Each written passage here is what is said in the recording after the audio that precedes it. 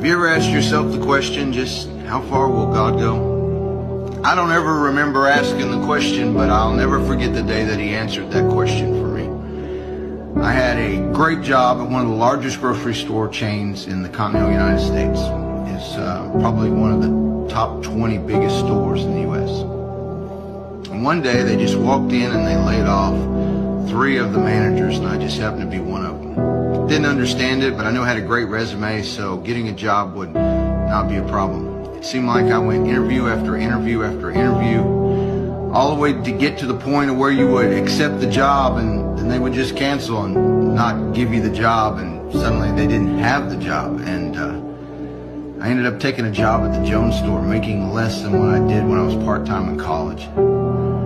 And I became very bitter, very angry about the situation. And one day one of my friends pulled me aside and said, "Did you ever ask God why he put you in the men's shoe department in the Jones store?"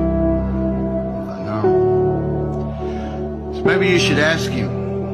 Maybe you won't be there as long. So when I got to work the next day, I did. And I'd like to say I did it with the right attitude, but I don't remember being the right attitude. I just remember saying, "Lord, why in the world you got me stuck here at the Jones store?" But he looked beyond my attitude. He taught me a very valuable lesson that day. I walked in. I'd been working there for a couple months. I walked in to the department there. There was a young lady sitting there that I had worked with multiple times, and I could tell something was bothering me. So I began to ask her, "How's your day? What's going on?" You know, she gave me the standard answers, but something didn't just feel right. And finally I said, "No, what's really going on?" She said, "Well, if you want to really know the truth, this morning I pulled out my .45 and I loaded it and I laid it on the counter in the kitchen, and I told God, if you don't show me why I should stick with this thing called life, when I get home today, I'm going to put that gun in my mouth and I'm going to pull the trigger." She said, I gave him 24 hours. I began to talk to her about the cross and a Savior that loved her. As I began to talk to her, I began to watch the presence of the Lord move upon her as tears began to move down her face. And as I began to talk to her about the grace of God, I began to pray with her in the Jones store, I began to see just how far God will go to make sure that there's someone standing in the way when life looks like it's hopeless. I'll never forget, I lost my job that day because I wouldn't stop praying with her. Tears flowing down her face. I went home. I realized God was not concerned with my finances as much as he was concerned about her.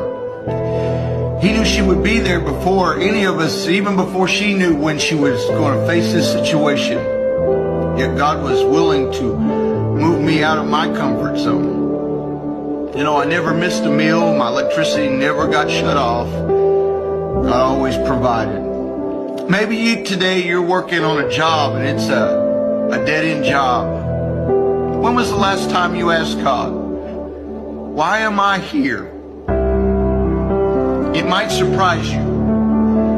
The answer might be sitting closer to you right now than you realize. I challenge you today to ask God, why am I where I'm at? Why do I live where I live? Why do I shop in this Walmart? Why did you let me catch every traffic light today, God? Whose life are you trying to impact? I hope this challenges you today to realize that God's not worried about the monetary things. God's in the soul-saving business. It's not his desire that any should perish, but that all should come and experience everlasting life. And you might be the only thing standing between them and a 24-hour notice on God.